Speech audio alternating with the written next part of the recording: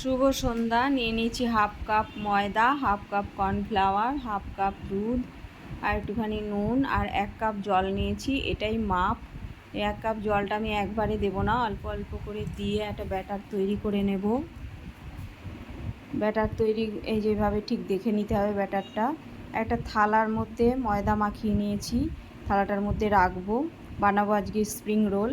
এই যে গরম তাওয়ার উপরে এভাবে দিয়ে একটু ঘুরিয়ে এক্সট্রা ফেলে বের করে দিয়ে তারপরে সিটটাকে 2 মিনিট একটুখানি হালকা আছে করলেই রেডি হয়ে যাবে। এই সিটটা এভাবে হালকাভাবে তুলে নিলেই হয়ে যাবে।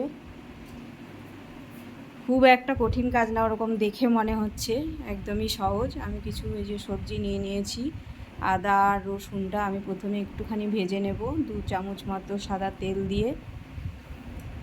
তারপরে পেঁয়াজটা ভেজে নেব, ভেজে মানে হালকা একটুখানি 2 মিনিট, খুব বেশি ভাজা নয়। তারপর সব সবজিগুলো দিয়ে দিলাম। এবার একটু টস করে নেব, হালকা একটু নুন দেবো, কেন সয়া সস দেবো এর মধ্যে, সেজন্য একটুখানি নুন দেবো। এই যে সয়া সস, চিলি সস আর টমেটো সস একটু একটু দিয়ে দিলাম, খুব বেশি নয়। তারপরে পুরটা একদম ঠান্ডা হয়ে গেলে আমি একটা করে এই সিট নিয়ে নিয়েছি আর একটু ময়দা গুলে নিয়েছি সিল করার জন্য। পুরটা এই মাঝখানে এভাবে দেবো, দিয়ে ময়দা দিয়ে একটু সিল করে নেবো ময়দার ব্যাটারটা দিয়ে। এই যে ময়দার ব্যাটারটা আমি ঠিক এভাবে যেভাবে দিচ্ছি সেভাবে দিলেই হয়ে যাবে।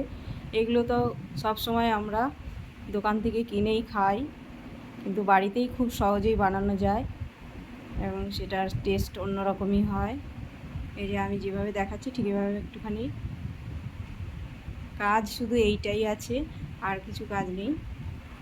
একটু সাবধানে সিল করতে হবে যেন বেরিয়ে না যায়, বেরিয়ে গেলে তেলের মধ্যে একদম মাখামাখি হয়ে যাবে।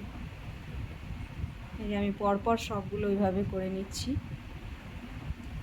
খেয়াল রাখতে হবে পুরটা যেন একদম ঠান্ডা হয়ে যায়। তারপরে পরিমাণ মতো তেল দিয়ে দিয়েছি, তেলটা হালকা গরম হলেই একটা করে দিয়ে ভেজে তুলবো।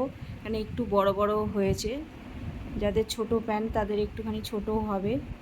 আর এই হাফ কাপে প্রায় আমার হয়েছে 5টা মতো, আর ছোটো প্যান হলে 7টা 8টা হয়ে যাবে।